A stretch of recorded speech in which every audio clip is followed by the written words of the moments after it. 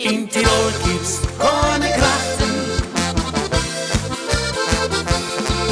In Tirol gibt's keine Krachten, aber wunderschöne Trachten.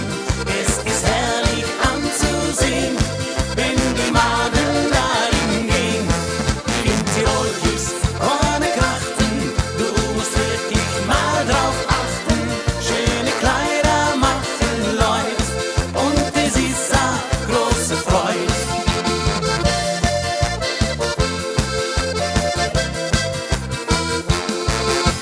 Mehr als 100 Jahre schon ist es einfach Tradition, die sich klar erkennen lässt. Auf der Party und beim Fest, so was Fesches sieht man gern. Alle Burschen nah und fern, so a Dirndl, das ist schön. Und da ruf ich laut, Juchhe! In Tirol gibt's keine Krachten, aber wunderschöne Trachten.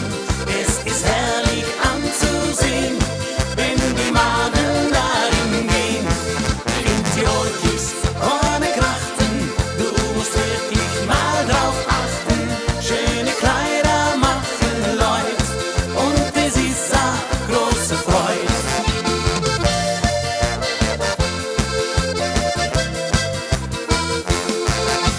Spielt die Musik zünftig auf, freut sich jeder schon darauf. Was das Auge da erblickt, macht mein Herz noch